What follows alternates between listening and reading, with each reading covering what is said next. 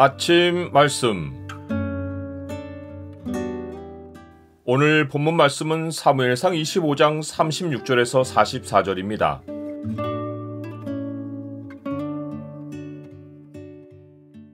주의 말씀을 따르면 생명의 길이 열린다. 오늘 본문을 죄의 창으로 보면 교만한 자가 어떤 삶을 좋아하는지가 보입니다. 죄의 창을 보여주는 구절은 25장 36절입니다.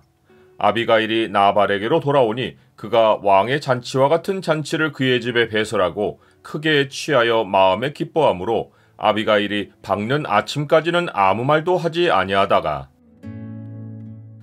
아비가일은 집안에 닥칠 수 있었던 재앙을 급히 막아내고 집으로 돌아옵니다.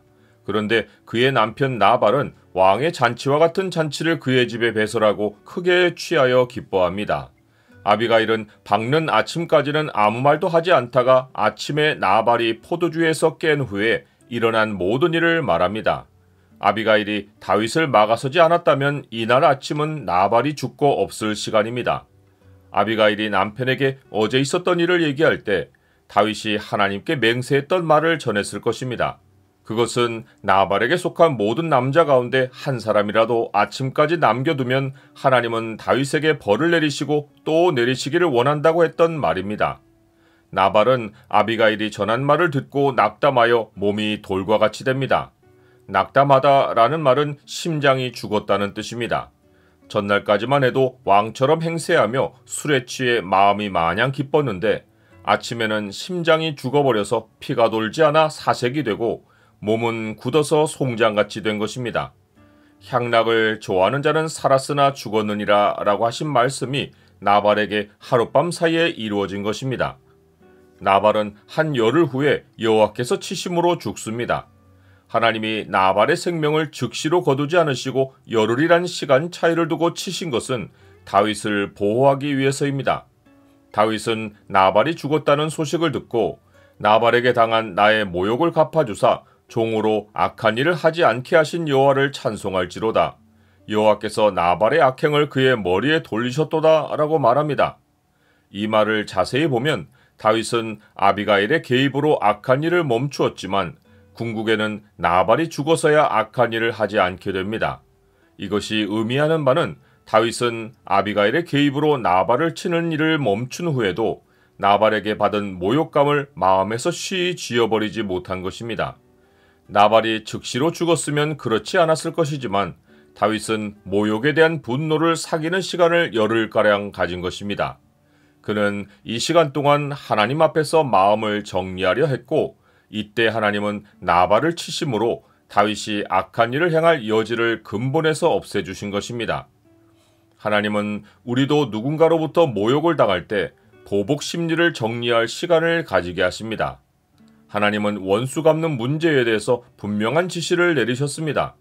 내 사랑하는 자들아, 너희가 친히 원수를 갚지 말고 하나님의 진노하심에 맡기라.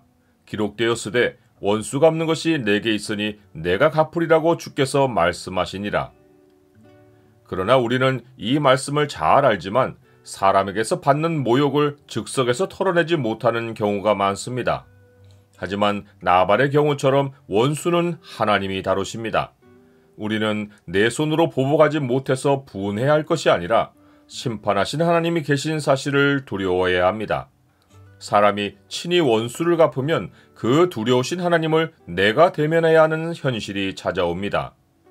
다윗은 나발이 죽은 후에 아비가일을 자기 아내로 삼으려고 사람을 보내어 자기 뜻을 전합니다.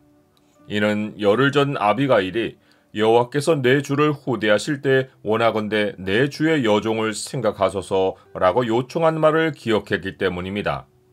지금 아비가일은 나발의 모든 재산을 물려받은 거부의 자리에 있지만 다윗의 전령들 앞에서 지극히 겸손한 태도를 보이고 그들을 따라갑니다.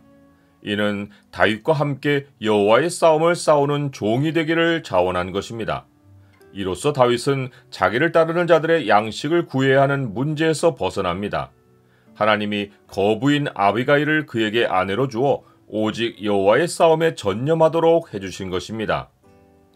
나는 주의 나라를 먼저 찾는 자에게 주께서 모든 필요를 채워주신다는 사실을 믿습니까?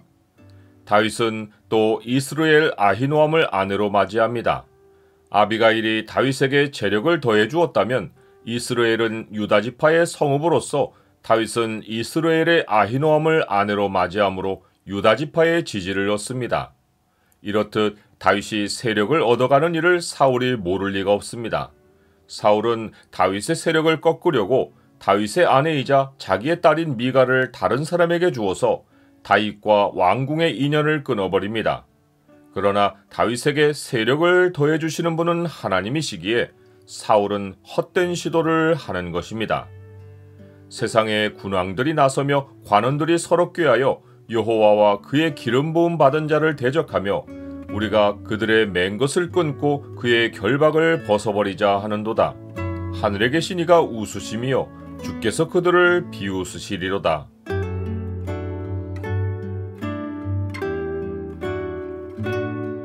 주님, 불친절하고 거칠게 대하는 사람들을 만날 때 주의 성품을 잃지 않게 하옵소서. 모욕을 당할 때 맞대어 모욕하지 않고 주께 상황을 맡기게 하옵소서. 주의 말씀을 따라 살 때 생명의 길을 열어주시고 모든 필요를 채워주옵소서. 예수 그리스도의 이름으로 기도드립니다. 아멘.